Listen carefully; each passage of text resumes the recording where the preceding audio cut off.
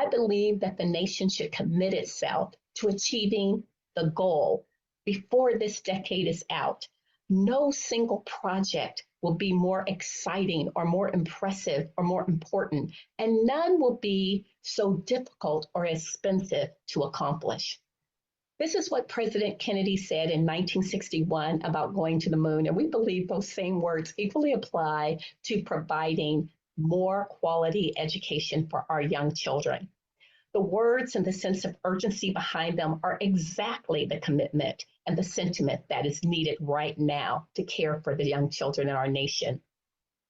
In 1962, President Kennedy summed up the challenge of going to the moon when he said, "We choose to go to the moon in this decade and to do the other things, not because they are easy, but because they are hard." Yes, it's hard, but it is so worth it. We must have a moonshot for young children, and the time to do that is right now. President Kennedy then just went on to ask the question, and he wanted to know from his staff, are we working 24 hours a day on this? And if not, why not? And I ask you with respect to improving the quality of life for our young children, are we working 24 hours a day on this? And why not? Why can't we do this for our children, our teachers, and our families? Why not? So the CAYL Institute proposes several moonshots for early childhood education. In our monthly webinar series, the first Thursday of every month, we're going to be stating a vision and stating our lofty goals. So in August, our moonshot is that every child should be included. And we're going to take a look at inclusive education. In September, our moonshot is that no child should be excluded.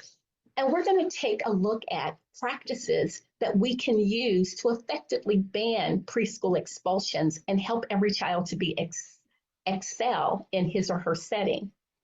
In October and November, we're going to address moonshots for our early childhood education teachers. In October, the moonshot is that every early childhood job is an excellent job. And in November, we're going to talk about the moonshot of really retaining a highly talented workforce.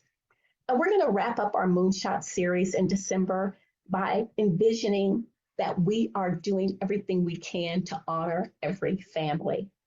So in this 5-part series, teachers, researchers, and practitioners are going to join us as we boldly discuss next level policy and program innovations in our field.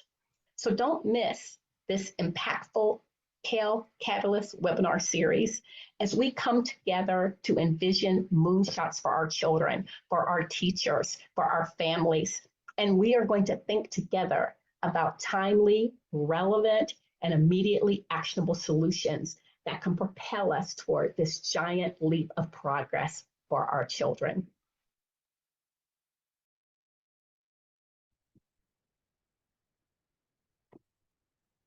Hello, everyone, and welcome. Hello, welcome so much. I am Valerie Washington, CEO of the CAYL Institute, and it's my pleasure to welcome you here today. The CAYL Institute stands for Community Advocates for Young Learners. We're so glad you've joined us today because every first Thursday of the month in Eastern Time at 4:00 p.m., we offer these webinars to bring you important information that is happening in the field of early childhood education and to have conversations about our children, our families, and our communities. All of our webinars are free, they're recorded, and they're available on our website, which is www.cayl.org.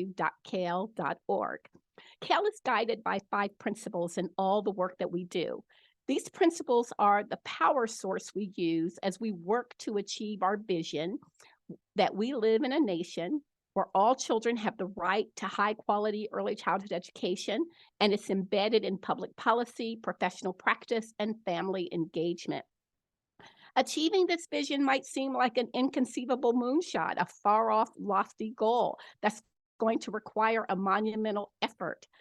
But we believe these moonshots are really possible for children because of the historic effort of all of the people who came before us, as well as the people who right now are working toward these goals. This goal is clear, and we have a very strong point of view, and it's this: no child should be excluded. This is a moonshot for all children everywhere. And yet we know the reality is that children are excluded. Last month, we discussed how children are excluded due to special needs that they have. And this month, we want to take a look at the well-documented situation that children are excluded through preschool expulsions. And this phenomena is exacerbated by the fact that it's so associated with boys, and particularly with boys of color. But we stand strong. No child should be excluded. And if you agree with that, then our adaptive challenge is: what can be done about this issue? What are the solutions? Do these solutions have unintended consequences that we should be thinking about? What will we be doing as educators, advocates, and community leaders? So as we begin today's conversation, we're looking for your ideas. So we ask you to please write in the chat: how are children being excluded in your community? And what do you think can be done about it? Please write your ideas in the chat. We really want you to share your observations and your ideas for change, because this is a serious issue that's going to require us to take a big leap to pursue a moonshot. Because what we know for a fact is that 1 in 10 preschool teachers have expelled at least one child, and young children in childcare were expelled at much higher rates than children in grades 5 to 12.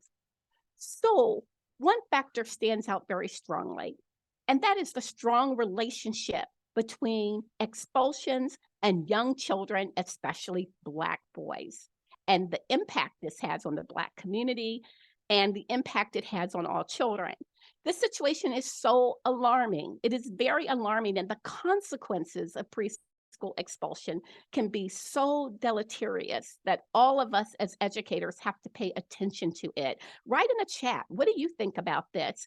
And while you're writing, listen as a former U.S. Secretary of Education talks about this challenge. I learned something new every day, but I have to say I was absolutely stunned. I was just absolutely stunned that we were suspending and expelling 3 and 4-year-olds. And we know when we're doing that, it's disproportionately going to be young boys of color.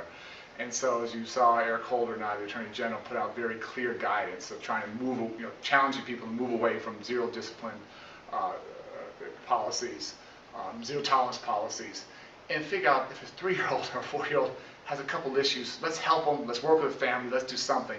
But the last thing we want to do is suspend them or expel them and put them out to the streets. And I talk all the time about the school to prison pipeline, which not everyone appreciates me talking about, but sadly it is still real. And to think that starts as early as 3-year-olds and 4-year-olds was frankly heartbreaking to me. So it's essentially we're talking about the preschool to prison pipeline. Which again was just absolutely stunning. I had no idea, like zero. Wow, this is so important as an issue. What can we do about it? When we're expelling and excluding children, it has consequences. It has consequences that are preventable. So our commitment to this moonshot is that no child should be excluded, and it's deeply grounded in the evidence of both the immediate and long-term consequences of early childhood experiences on children's success and well-being. After this webinar, you're going to get an email of resources to help you dig deeper into this issue, and we really look forward to always hearing from you. Also, at the end of this webinar, there's going to be a link in the chat. If you want to interact with our panelists today, please join us by pressing that link that you'll see in the chat. And for your convenience, today's webinar is recorded, as they all are, and available free on our website. Closed captioning is available. And again, we encourage you to write in the chat. Today, we're going to focus on solutions. Join me as we hear the wisdom of 3 outstanding scholars who work diligently and effectively to make a difference in the lives of all children to reach these moonshots for children. First, we're going to begin with the very legendary Dr. Hakeem Rashid. He is a professor at the School of Education at Howard University. He's a native of Flint, Michigan. He served as a Fulbright scholar in Saudi Arabia, a visiting professor in Sudan, a Fulbright Hayes Seminar Abroad Fellow in China. He's a former research associate with the High School Educational Research Foundation. He has been a preschool teacher, a center director, and a consultant to numerous child development programs across the country. And he's the one that produced the documentary that you just saw and heard of. In our follow-up email, you will get a link to the documentary if you want to watch the entire thing. It is excellent. After he speaks, we're going to hear from Dr. Valerie Jarvis McMillan. She's the interim chair of the Department of Family and Consumer Sciences at North Carolina A&T University. She has received numerous awards for outstanding teaching. And currently, she is the director and the founder of a project called It's a Coalition for Inclusion, Not Expulsions. She's the founder of that, and she's collaborating with many communities to define and implement solutions to the challenge of preschool expulsions. And finally, we're going to close with a presentation by a dynamic new leader, Iheoma Iruka, who is the founding director of the Equity Research Action Coalition at the Frank Porter Graham Center at the University of North Carolina at Chapel Hill. She is leading projects and initiatives focused on ensuring that minoritized children and children from low-income households thrive through the intersection of anti-bias, anti-racist, and culturally grounded research program and policy. So together, Drs. Rashid, McMillan, and Iruka are going to help us to think about moonshots that are going to engage our parents, teachers, and communities. Let's start by hearing from Dr. Rashid. Welcome, and thank you so much for sharing your expertise with us, Hakeem. We're anxious to hear from you and hear what you have to say. And thank you for that fabulous documentary that you pulled together on this very topic. Well, thank you very much, Valora. First of all, thank you for the invitation to be on this esteemed panel. I'm not sure how I feel about being called legendary, but I guess that just means old, been around a long time. But I think as we talk about this issue of making sure that all children are included, we have to keep in mind the historical perspective. And that's one of the things that I tried to start that documentary out with, talking about the historical perspective of Black men in the field of education, in terms of their experiences in education. We can't escape the fact that Black men have been brutalized and traumatized in this country on a pretty systematic basis for the last 400 years. It's important for us to not only keep the historical context in mind, but also the cultural context. We have to recognize that as much as we want our early childhood educators to be well trained, quite often there are certain bodies of knowledge related to Black children that they are just not exposed to. And I'll give you one example. There's an entire body of knowledge related to psychomotor precocity in infants and toddlers of African descent that dates all the way back to the 1930s. And pretty much every few years, there were studies showing that Black children scored higher on standardized tests, particularly the standardized tests that were used back in the earlier part of the century. And that the results of these studies rarely, if ever, made it into mainstream child development texts. Now, what this does, it leaves the narrative on Black child development in the hands of those who would argue that Black children are deficient, that Black children, if we go back to the 60s, we can talk about the cultural deprivation hypothesis that reigned supreme. And, missing out on many of these studies that show the strengths of Black children. Now, ultimately, we begin to talk about these strengths, and ultimately we begin to look at the importance of including this research, but it still has not hit the mainstream yet. It's also important to recognize a historical context that continues to adultify, if you will, Black children at a much too disproportionate rate. We find situations where Black children are estimated to be older than they really are. We find situations where Black children, particularly young Black boys, are treated in ways that don't indicate how young they are. We've seen 6-year-olds in handcuffs. We've seen 6-year-olds and 5-year-olds excluded, suspended from school for reasons that quite often, are not the same reasons that their white counterparts are suspended for. We have to prioritize the community expectations of Black children. We recognize that this whole issue of suspension and expulsion is not just an issue related to race, that Black teachers, and some studies have found that Black teachers have a higher tendency to suspend Black children than their white counterparts. And we have to begin to say, well, why is this? In this case, we have to look at community expectations quite often, and teacher expectations. Black teachers expect more from Black children. That's been demonstrated empirically. They expect more, so therefore they're not going to tolerate the same kinds of behaviors. This is something that we need to talk about. We need to have some seminars about and begin to understand what this phenomena is all about.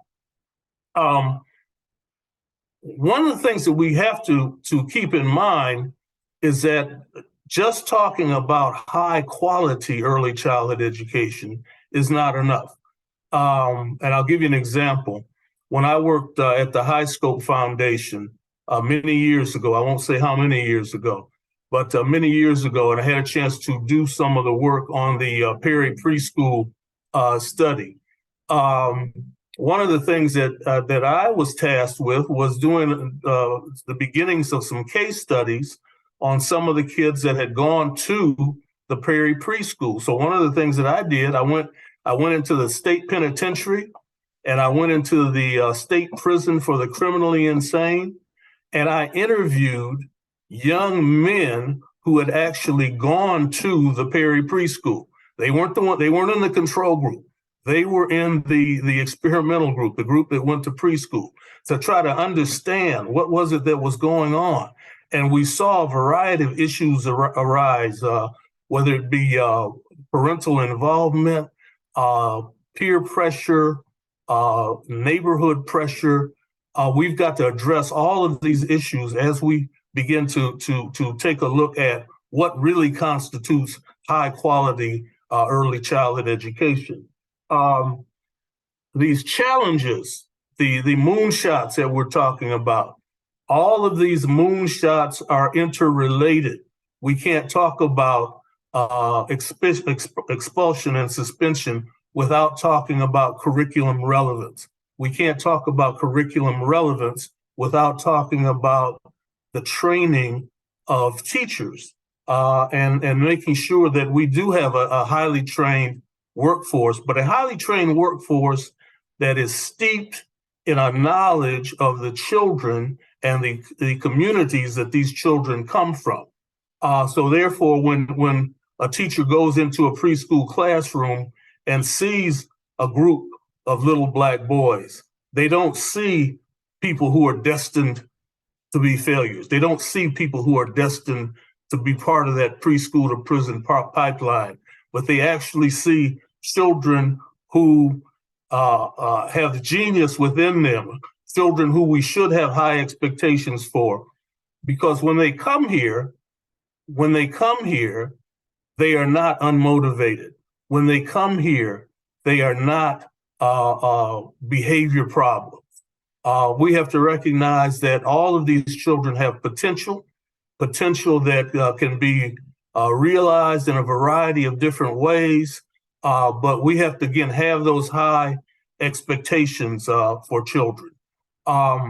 We live in a world now where high quality early childhood education is the watchword of the day. But again, recognizing that high quality has to be high quality for all children. You know, I've been around long enough to remember things like Emmett Till and the not the Scottsboro Boys, but certainly the integration struggles of the 1950s and the 1960s. And also been in situations where I've had to teach preschoolers myself and be an administrator myself and make decisions about whether or not children were going to be excluded, and recognize that I had a role to play in terms of training my staff to have high expectations, training my staff to recognize that children have strengths that we may not recognize, but that we have to continually reinforce. And again, the challenge for us is to have high expectations, to recognize that our children can do what we expect them to do. So we have to have high expectations for them. So in closing, I would just like to again thank the Institute, the CAYL Institute, for inviting me. I think that the work that's being done here is outstanding work, and I believe that as we move forward, we will begin to see these moonshots. We will begin to see a better trained and hopefully better paid early childhood education workforce that can begin to make a dent in these exclusionary practices. Because once we get these children off to a good start, we can pretty much show that if they have a couple of good teachers in the elementary grades, and if they are ready to learn when they come into school, that there's really nothing we can do to stop them. They will have the world ahead of them. So with that, I will close and turn it over to Dr. McMillan. Thank you very much.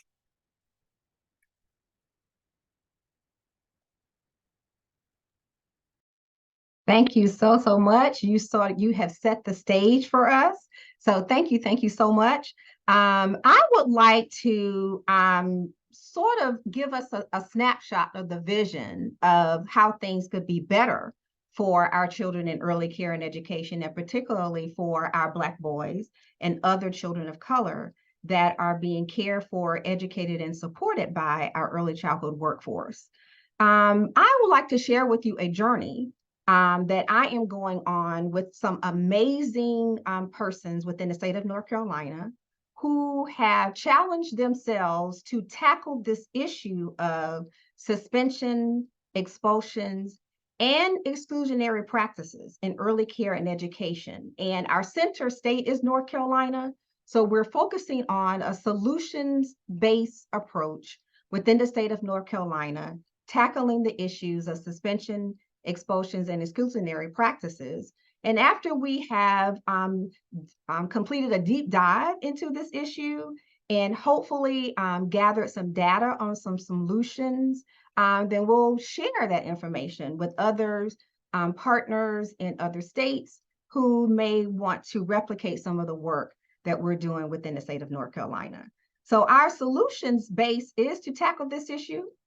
We want to eliminate the issue and to bring awareness to the public about suspension, expulsions, and exclusionary practices in North Carolina.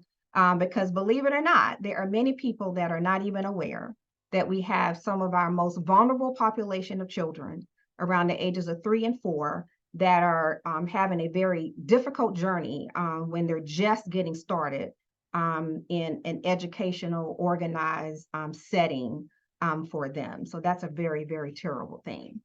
It was mentioned earlier that I was the founder of a group. I do want to let you know that I did not develop the work that I'm going to talk to you about today, which was funded by Blue Cross and Blue Shield of North Carolina Foundation with North Carolina A&T. But I also have some amazing partners that are working with me that I call the core team. And I would like to say their names to give them some glory as I am presenting about our work that we're doing here in North Carolina. And so we have Jennifer Mendoza Beasley, Sherelle Hicklin House, Nina Smith, Megan Venn, and Brenda Williams. These are some amazing core team members that are collaborating with me to tackle this issue of suspension, expulsions, and exclusionary practices within the state of North Carolina. It is our vision of our goal that each and every child, regardless of their cultural, ethnic, and linguistic backgrounds, can achieve their fullest potential by engaging in culturally sensitive, relevant, and sustainable early care and education services and support. So it is our vision to eliminate early childhood education. We don't want to reduce it. We want to eliminate it. And eliminate it for all children, and particularly Black children, and more specifically, Black boys. And so we do have as our strength some amazing partners that are working with the co-team members that I mentioned to you earlier. We have a communication firm that is working with us called Forthright Advising. And I'll tell you a little bit more about our partnerships that we're doing with them. But there are some amazing champions that are joining me in this work in tackling this issue of suspension, expulsions, and exclusionary practices. So what have we done? Well, we have developed what I call a mega team. And it's called the North Carolina Coalition for Inclusion and Not Expulsions. And it is a group of about 31 people from across the state of North Carolina, including family representatives, educators, childcare owners, researchers, family advocates, family educators, early childhood organization representatives, and many, many more. As a matter of fact, my colleague that's on the panel with me, Dr. Iheoma, is actually a member of that coalition as well. The role is to provide leadership, guidance, advice, and mentorship on tackling this issue of suspension, expulsion, and exclusionary practices in North Carolina. That group is actually divided into 5 task forces that we called that have specific responsibilities in looking at this issue. And those task forces are Communications and Public Will Initiative, Grant Mentorship and Coaching, Data Resource Gathering, Program and Practice Evaluation, and Public Policy and Infrastructure Systems. And for timing purposes, I'm not going to go into detail into all of the task forces that I just mentioned, but just by name, you could probably tell the type of work that they're engaged in the state of North Carolina. So what we did over a year or so ago, the entire team that I just mentioned, in collaboration with Blue Cross and Blue Shield, provided an opportunity for persons across the state to propose an idea of tackling the issue of suspension, expulsions, and exclusionary practices in North Carolina for our very, very young children. The outcome is for funding projects for up to 3 years at $100,000 per year. We had an amazing outpour of responses of about 25 organizations applied for the funding to tackle this issue of suspension, expulsions, and exclusionary practices. Out of the 25, after a very extensive review and interviews, we were able to select about 5 grantees, in which we call them promising models. These are promising models that have been proposed in tackling the issue of suspension, expulsion, and exclusionary practices to help the ultimate goal to eliminate it for young children and their families that parent them. These projects focus on activities such as policies and procedures, classroom practices, collaborative training and technical assistance programs, professional support, and mental health initiatives, and family support services, all aimed at eliminating the occurrence of suspension, expulsion, and exclusionary practices for young children and their families. What I would like to do is to give you just like a snapshot of overview of those 5 promising models that are engaged in their work right now that they have been funded to actually do over the next 3 years.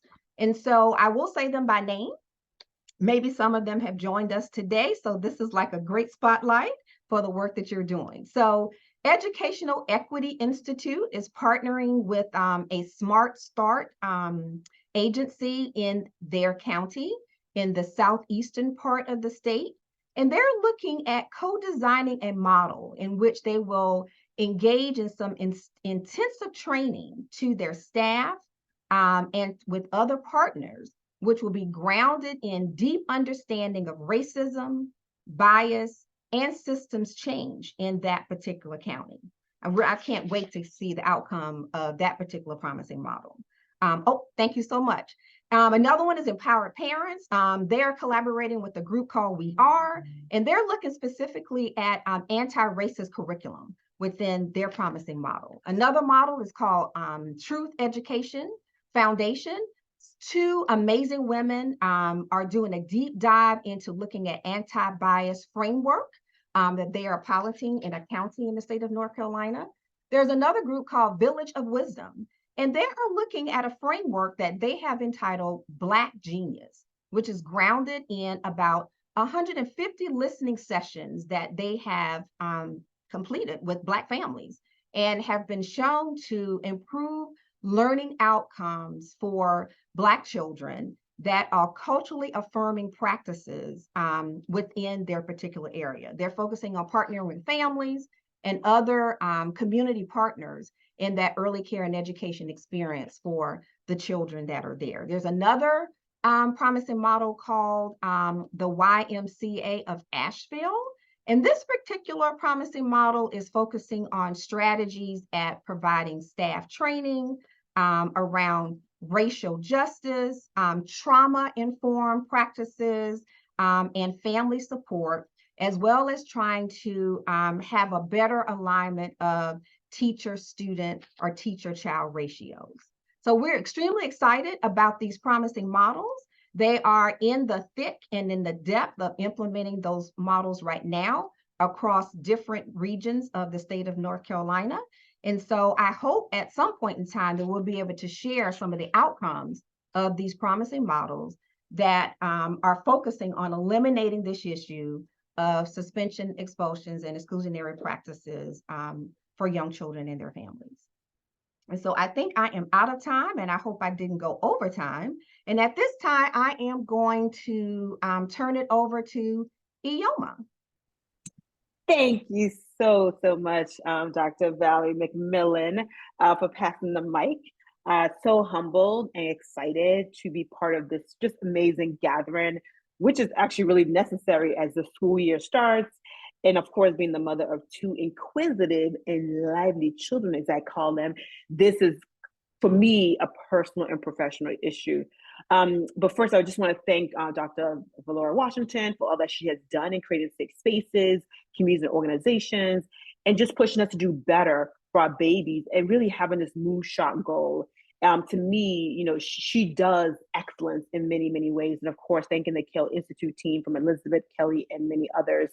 And of course, I can't not say thank you really in many ways, right? When we talk about this issue of moonshots, to thank, you know, the work and just the platform that both Dr. Valerie McMillan as well as Dr. Hakeem Rashid have put forth, right?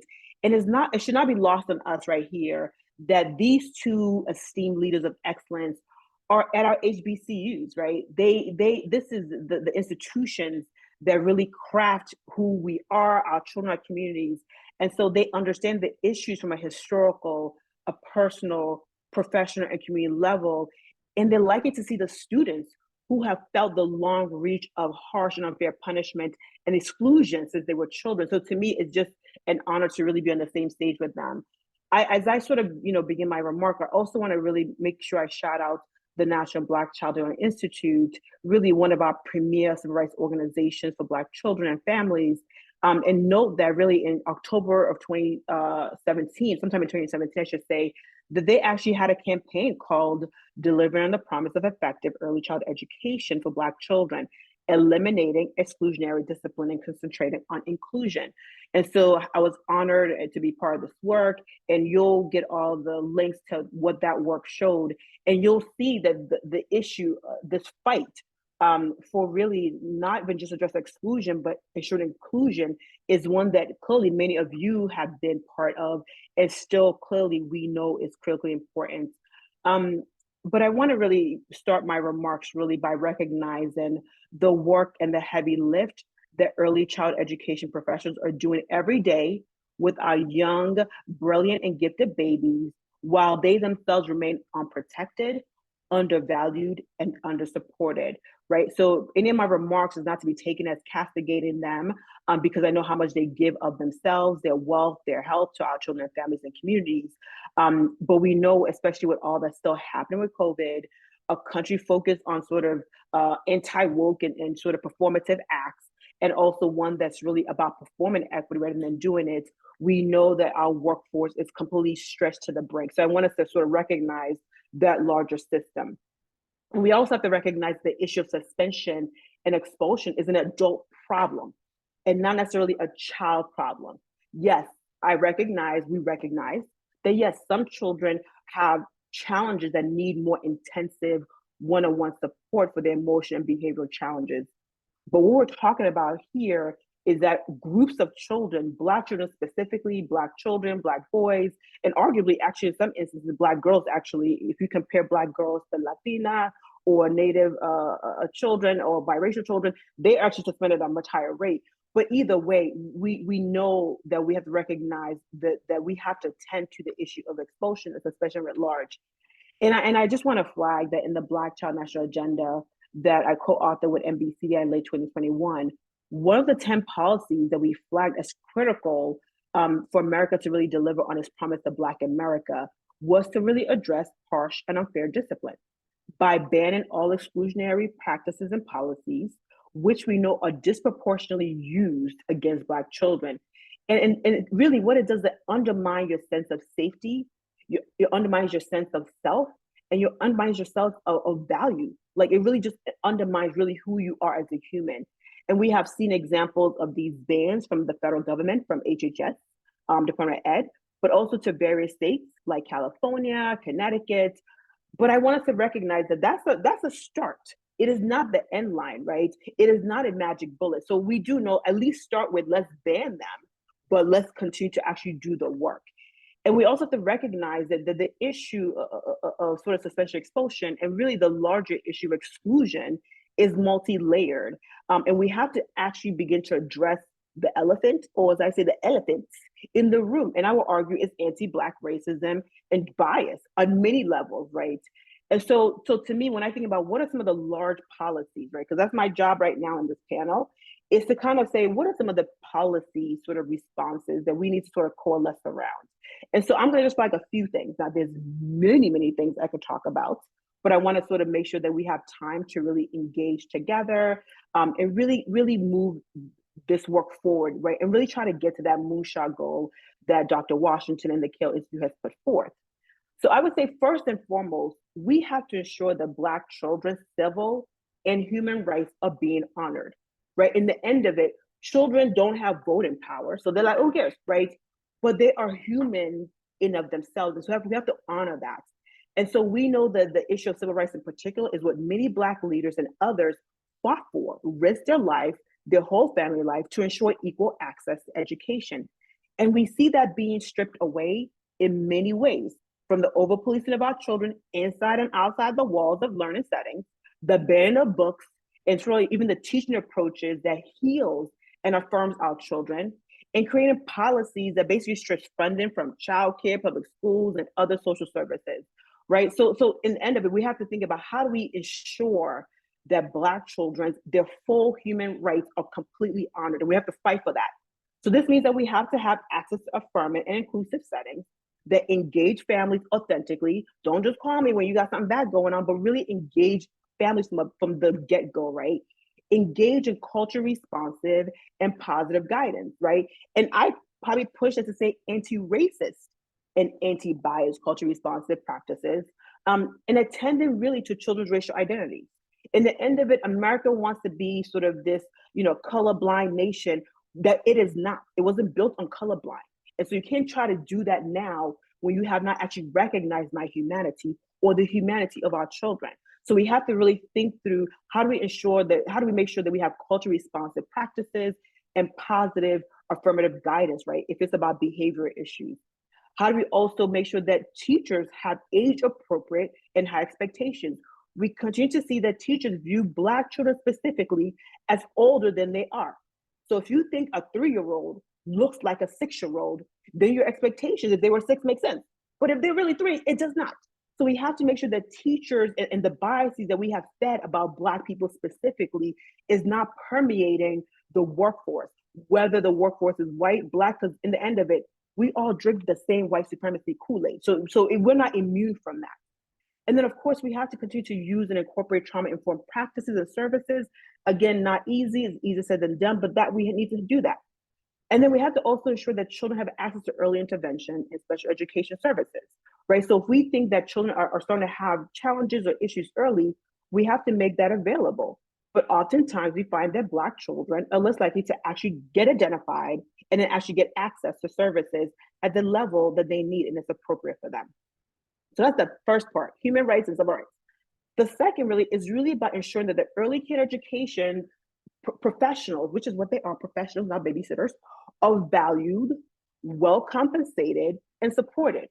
Don't pay me $10.52 an hour and then expect me to do a miracle. That's not, this is the problem, especially when a lot of the workforce, particularly in community-based organizations, are Black women, brown women who are living really close to poverty, if not even below that, right? So we have to make sure that we're providing support and really compensating them. And if you think about it, when adults are highly stressed, they're less likely to deal with sort of some of the, benign issues. So if you're stressed about your economics, stressed about your health and other things, any sort of trigger is going to make it worse.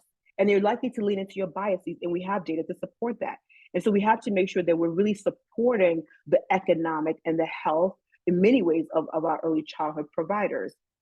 And part of that is that we have to make sure that they also the school environment is smaller groups, lower child staff ratio, coaching that really supports teachers to apply lessons from PD, and just time to take breaks and just plan, right? Being able to breathe actually helps you to kind of come back to normal and be able to engage, right?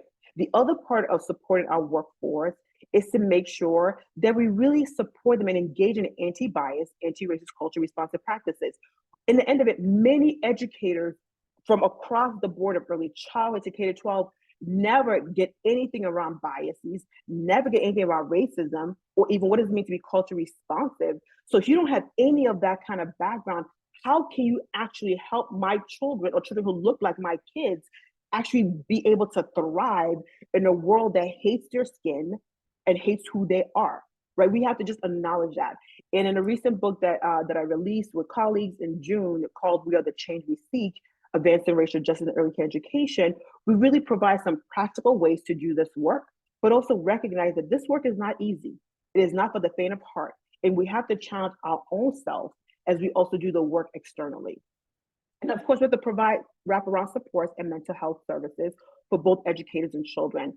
And then finally, we must continue to collect and analyze and share data and hold people accountable, right? In the end of it, Black families were screaming about their kids being suspended and nobody cared.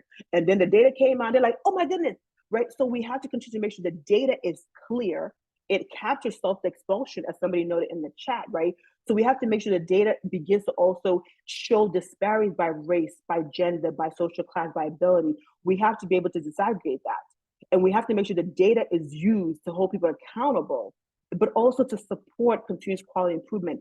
It's not about, blame and shame, but it's that we have to make sure people understand you're not treating everybody equally or well. And data helps us to say, you know what, I thought I was, but I'm not. And it's a way to really make sure that we hold people honest and accountable. And then really to sort of close up my portion of my remarks, I wanted to just make sure that we understand that part of really reaching the moonshot of addressing exclusion is that we have to create real inclusion. And that means that adults and children from minoritized communities, especially Black communities, must be fully included in the US system. And that means that we actually have to deliver on the promise of equality, right? Even though I think about equity really more so now. But this means that we have to think holistically, right? We can think about things from like a school-based or early care education space, but to me, this is a larger, broader national issue. So I think of it from the 3 P's angle of protection, promotion, and preservation, right? We have to figure out how do we protect our children and families from harm, trauma, bias, and discrimination, right? This means we have to address civil and human rights. We have to promote their health, from mental health, physical health, but also their wealth, right? When you have no economic power, you can't control a lot of policies in many ways, and nobody cares because you don't have power or money. And so we have to address wealth issues, and also access to educational excellence that's affirming and rooted in our community and our families. And then finally, I think we must preserve the best of our children from our families, our communities, but also our language, right? Black people speak a whole language called African American English, right? And other languages. How do we also promote healthy racial identities and also support institutions like our HBCUs right here, but also African-centered teaching that really focuses on creating a village that says that we see you, my child. We honor your Blackness. We honor all that you have come from and where you come from. And so as we think about the issue of the moonshot, we have to think in this broader lens as well as those more practical lens that's about early care education programming and policies and practices. So as we think about how do we get to 3 Ps, we have to ban expulsion and sort of suspension, but also think about the larger, how do we support families' economic and health well-being, from addressing Family Medical Leave Act, child tax credit income support, expansion of health insurance like Medicaid, universal access to early care education. So it is an infrastructure. When you have an infrastructure, people are paid well, and then we can reduce some of those stressors, but also addressing racial and gender wage disparities that we know our workforce has. And then finally, reparations. So to me, these seem bold, but they're being done in many spaces in the US. And to me, if we want to really do exclusion, address exclusion, we have to think about inclusion, but really humanity. How do we make sure that our children, our babies who depend on us, how do we make sure that they feel like they are being seen, they're being heard, and they're being protected? So like I'll say now, thank you so much. And now it's time for all of us to have, I think, a group conversation. Absolutely. Wow. I am so inspired by the 3 of you. Thank you for everything that you've shared so far. This is a challenging conversation. I appreciate people in the chat who are talking about these courageous conversations, to be able to put forth these ideas. This is what people are talking about, as we just heard. People in communities are talking about these things, but unless there's the data and the policy, everybody is like so shocked to say that this is happening. You pointed out that this is not for the faint of heart. So we have a lot of questions that are coming up in the chat. One of the things that happens often is that teachers, Dr. Hakeem, who feel they're unprepared to deal with any kind of challenging behavior or cultural difference. And sometimes parents of other children in the class are saying, let's just expel them. We have someone asking in the chat, how do you respond to that? Well, that's a tough one, but we have to respond in an affirmative way, and again, affirming these children's humanity. We have to begin to set up policies that are age appropriate. Again, if you're dealing with 3 and 4-year-olds, you can't treat 3 and 4-year-olds the same way you treat 7 and 8-year-olds. We've got to have conversations with parents that talk about the importance of inclusion, but we also have to have conversations with parents who may be creating problematic behaviors in their children by virtue of some of the things that might be going on at home. So I think it's important for us as early childhood educators to see ourselves as not only child educators, but also parent educators too. So we've got to reach out to parents that we think might be having issues that might translate into problematic behaviors at school.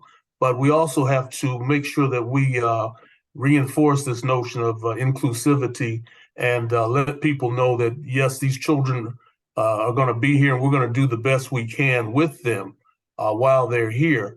But we've got to develop policies and procedures that make sure that children stay in school in one way or another. Mm-hmm.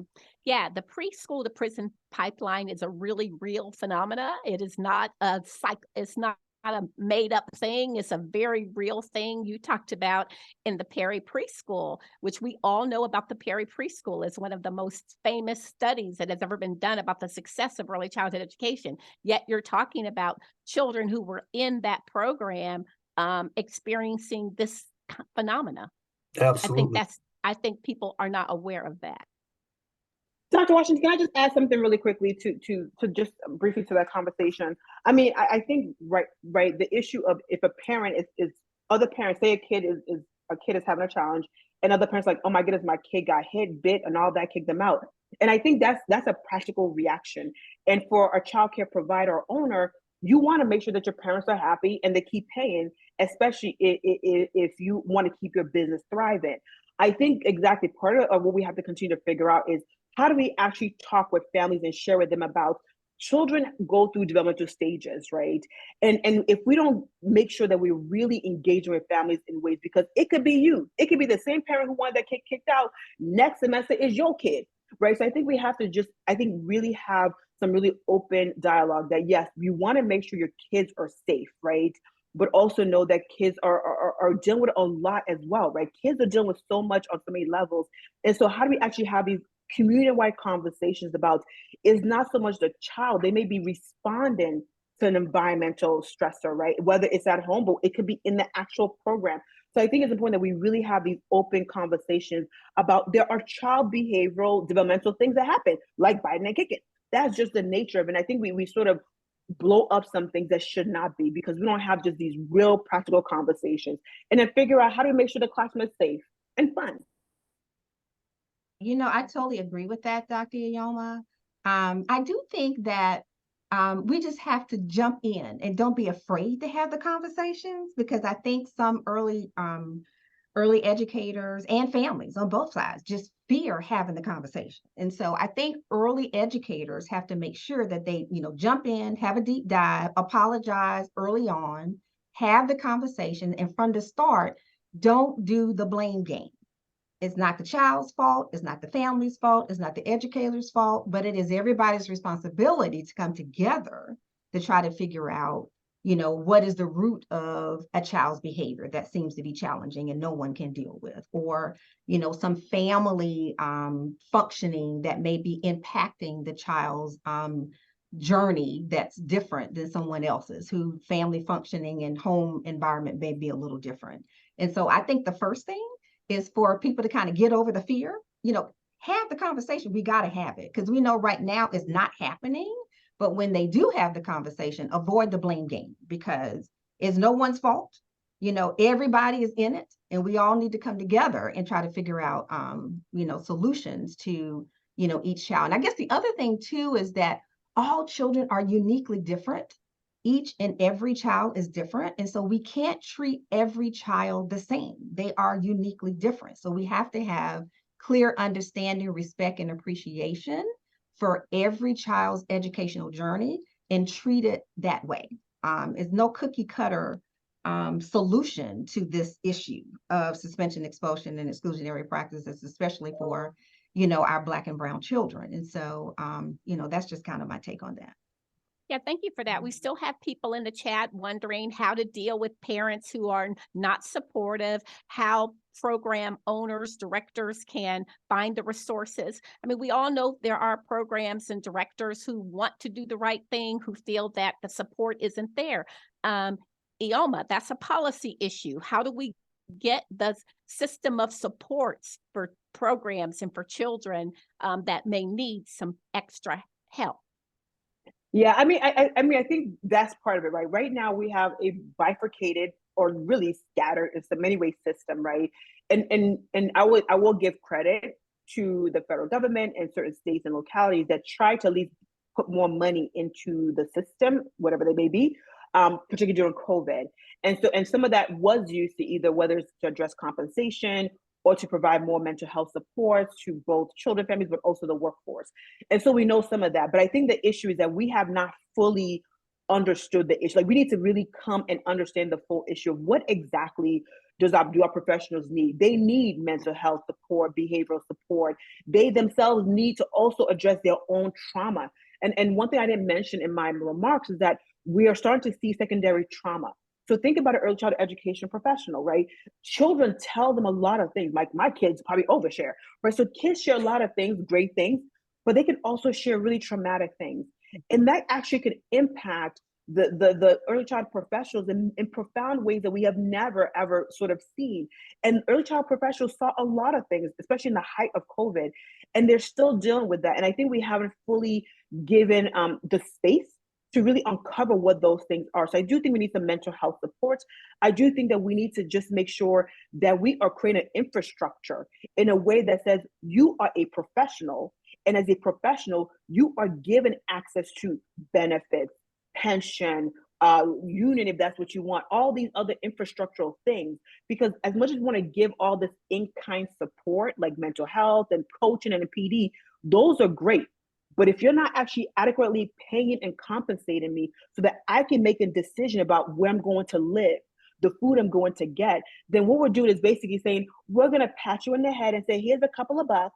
But meanwhile, we're actually extracting your wealth, we're extracting your health, and so many other things. And so I do think part of what we have to do is early childhood education, educators and professionals need to really mobilize on this issue, right? Think about how K-12, some of them, K-12 said, we're not going to go to work. And we know what happened? Some things, not everything changed, but I think early education, has to mobilize in a way that says we are an infrastructure.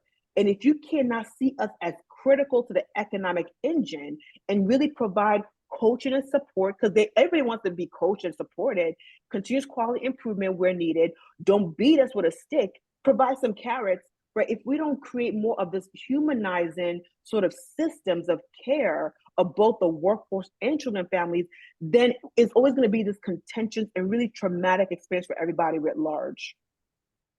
Yeah, we have just a little bit of time left for this conversation. I want to remind everybody that in the link, in the chat, there's going to be a link. If you want to interact with each other and have conversation about this, please press this link. And after this webinar, we'll be able to talk together.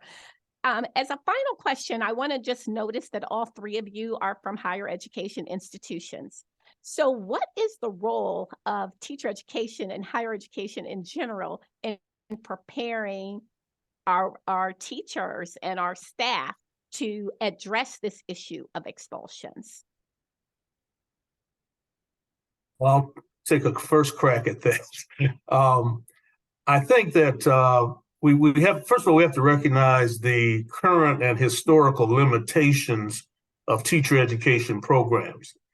Teacher education programs have done a great job of kind of reinforcing societal attitudes toward children.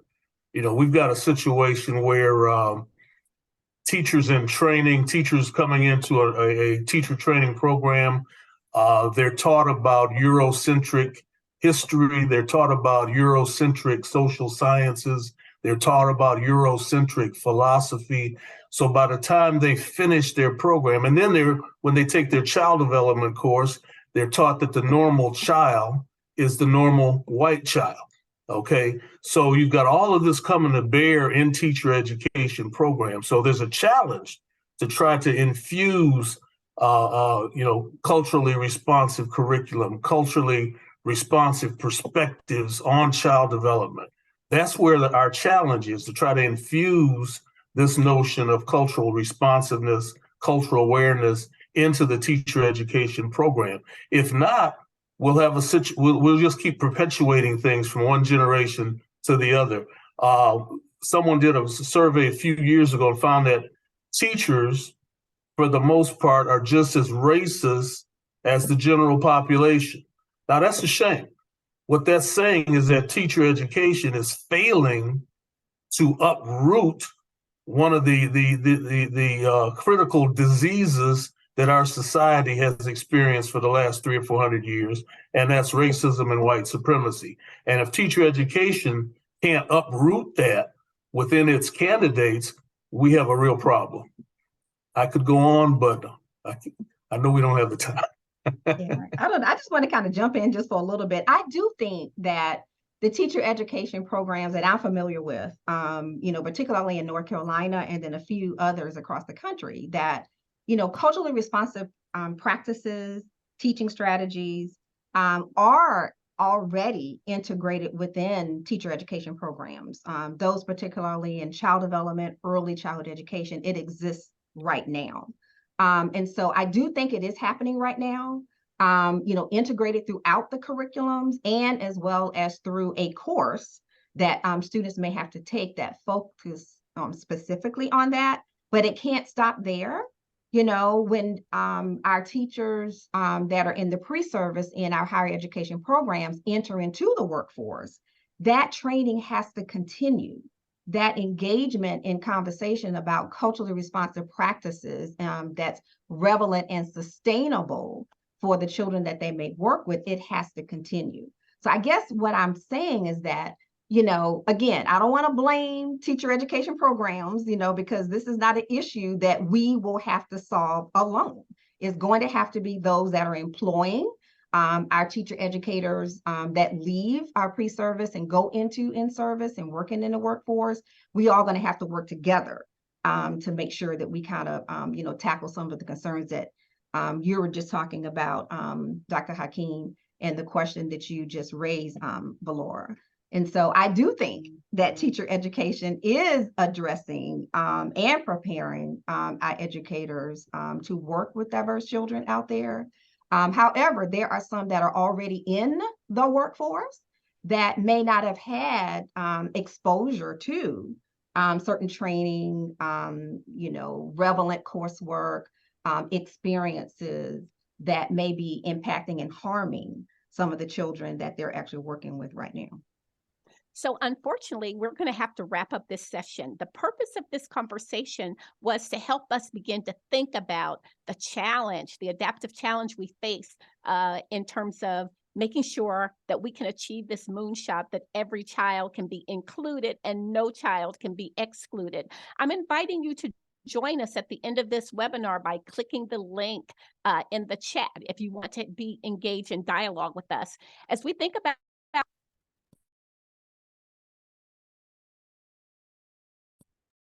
you've heard from our panelists today that a lot of what must be done is deeply rooted in our values and a sense of justice and the equity we want to achieve for all of our children. These moonshots are possible. We see the talent in these three panelists and the work that they're doing and the work that so many people are doing to achieve this. Look for the email that you're going to get of resources to help you dig deeper into this conversation and make it your business to be sure that no child is excluded. And join us next month when we continue our Moonshot series. We're going to be turning to moonshots for early childhood educators. And next month, we're going to be talking about how every early childhood job must be a good job. What does it mean for our jobs to be a good job? Compensation, of course, but there are many things that are involved in that. Join us next month as we talk about that. And thank you again to all of the CAYL staff who make this webinar series possible. Thank you for being part of this courageous conversation. Please join us in the conversation that we're going to have right now. Click the link, join us. What are your ideas about how we can be sure to achieve this moonshot for our children? Good night.